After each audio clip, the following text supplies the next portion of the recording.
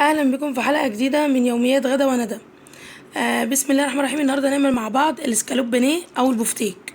انا جايبه نص كيلو بفتيك، بس قايله للراجل يعمله لي رفيع عشان اعمله على السوا على طول، يبقى رقيق زي كده عشان يستوي معايا. طيب، في ناس طبعا ما بيجيبوش كده، بيجيبوا يعني تخنته اتخن من كده. فطبعا انا لازم اديكم الفكره، ولازم طبعا اعرفكم لو هو تخين هنعمل ايه. هنعمل كده، نجيب قطعة البفتيك كده وهنحطها تحت كيس، وفوقيها كيس تاني. تمام، بالطريقة دي كده اهو. تمام، ومعانا طبعا اللي هو الشاكوش، اللي هو الخشب او الدوت السلستين، عشان نفرد بيه. هنعمل كده. انا بديكوا الفكرة انا بديكوا الفكرة هو رقيق، مش محتاج يدقدق اكتر من كده، بس برضك لازم اديكوا الفكرة عشان من اسرار سوا البفتيك ويبقى زي المحلات بالظبط، ان هو يبقى رفيع عشان يستوي معاك. وانت بتدقي كده، ايديكي ايه بتسحب ليمين او لشمال او فوق او تحت. تمام، هدق كده اهو.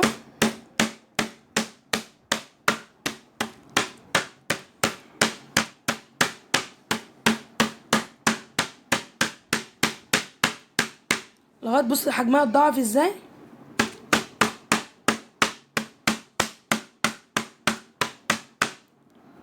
شايفين القطعه بقت عامله ازاي؟ بصوا بقى القطعه بقت عامله ازاي. تمام، اوكي كده الكيس. بصوا بقى بقت رقيقه ازاي. شايفين سمكها عامل ازاي؟ مش عارفه اشيلها. شايفين سمكها عامل ازاي؟ بقت رقيقه خالص. طبعا انا الكميه كلها عندي اهي معموله، عشان لو توفري عندك وقت جهد، مثلا حد ما عندوش الشاكوش دوت. فنبتدي بقى نعمل معاكم الخلطه. نجيب بقى 3 بصلات متوسطه ونفرمهم في الكبه.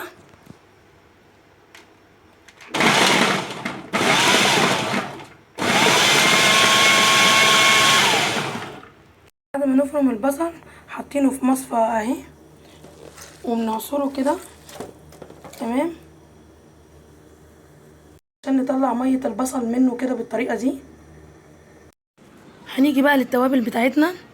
مع معلقه صغيره بابريكا، معلقه فلفل صغيره، ممكن تكتري الفلفل شويه لو عشان لو حابه، انا بس مش عايزاه يبقى حراق قوي. ربع معلقه كمون، معلقه صغيره او نص معلقه صغيره بهارات، معلقه صغيره توم باودر وبصل باودر، و 3 فصوص حبهان، وتلاتة وثلاث فصوص كوبيبه صيني. بس انا يعني الكوبيبه الصيني ريحتها بتطلع على النار، بس انا دام موجوده عندي بحطها، يمكن يعني مع التتبيله مع الميه تطلع شويه من الريحه، والملح وزي ما احنا قلنا والفلفل الاسود. تمام، البصل بقى اللي احنا عملناه، وزي ما وريت لكم ميه البصل اللي طلعت، هنحط البهارات دي كده. تمام، كلها مع معلقه سوري معلقه كاتشب. تمام، ثانيه واحده. ونمسك المقادير كده ندوبها في ميه البصل كده.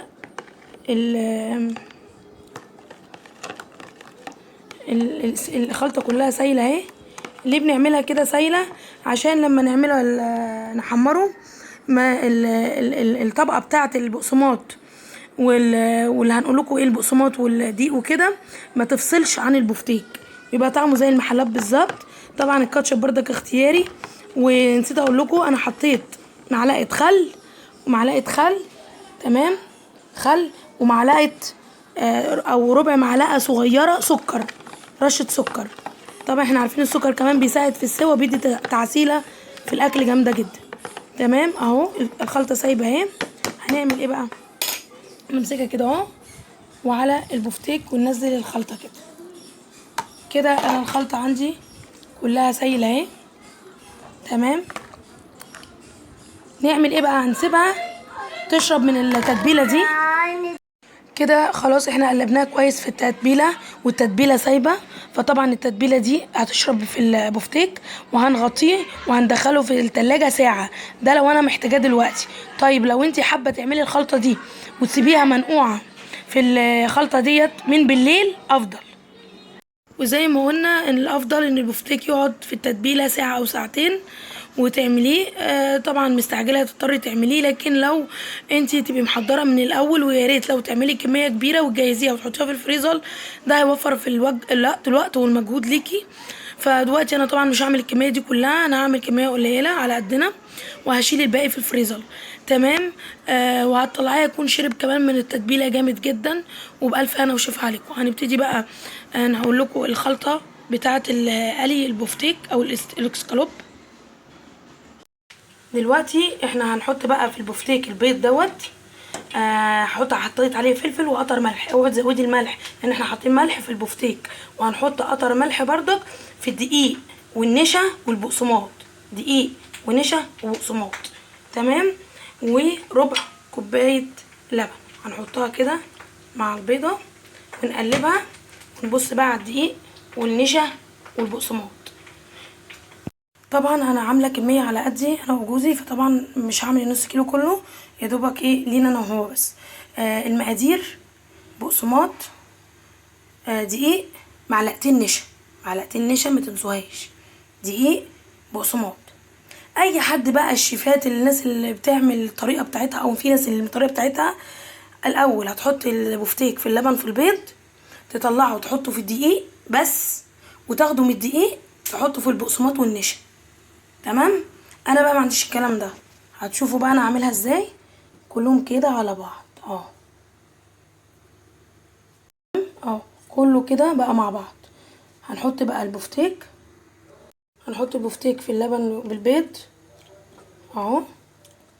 نطلعه كده اهو، صفيه شويه، نحطه في البقسماط،